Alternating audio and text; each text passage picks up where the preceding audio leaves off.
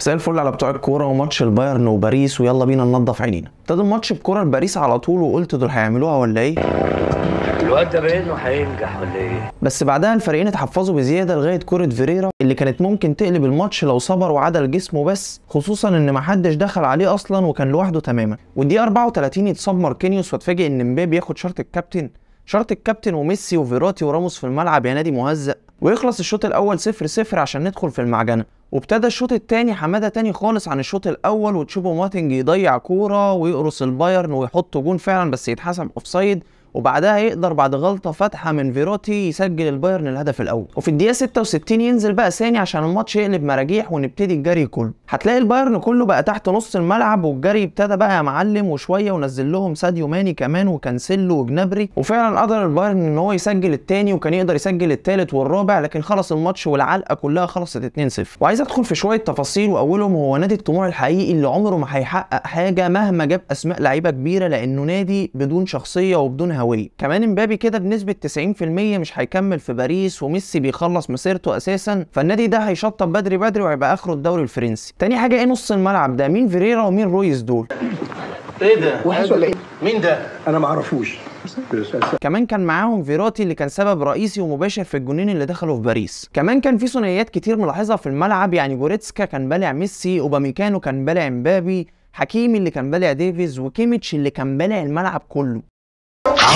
نيجي بقى لسيد اللاعبين اللي كان عمال يتمشى في الملعب، وبصراحه حاسس ان عنده سن التشبع كروي. كمان البدني بتاعه خلاص شطب، ولاحظناها كتير جدا في الثنائيات والالتحامات مع لعيبه البايرن. نيجي بقى لنجم الماتش بالنسبه لي ومن لعيبتي المفضله، وهو كيميتش، اللي هجوم تلاقي، دفاع تلاقي، صناعه لعب تلاقيه واقف على الفاولات، تلاقيه واقف على الركنيات، موتوسيكلات وعجل واجهزه كمبيوتر ووجبه من الكانتين اللي مش عاوزين تقربوا له ابدا، وترابيزات بلياردو وبنج. والمهم ان ده بنسميه عندنا مركز ست. ويخلص الماتش ونلاقي ان مولر اخد نجم الماتش. طب هو كان بيلعب مركز ايه في الملعب؟ طب ليه مدربين العالم كلها بتلعبه؟ ما تفهمش، لكن في الملعب هتلاقيه في كل حته، هتلاقيه بيضغط على كل لعيب، هتلاقيه بيغلس في كل كوره. المهم هتلاقي مولر بيقرف المنافس وبس. نقطه كمان وهي دكه البايرن اللي تقيله زياده عن اللزوم، لدرجه انك تلاقي ساني وجنابري وساديو ماني وكانسيلو دول قاعدين على الدكه، امال مين اللي في الملعب؟ واخر نقطه هي مدرب البايرن اللي ذاكر كويس جدا للماتش، وقفل على اي طريقه لعبه ممكن يلعب بيها باريس. وشفنا قد ايه مبابي وميسي كانوا عاجزين في الماتش، لدرجه ان مفيش اي خطوره على البايرن طول الشوط الثاني غير من كورنرين عن طريق راموس. غير انه كان عايش مع الماتش جدا، انا كنت حاسس شويه هينزل يلعب بنفسه.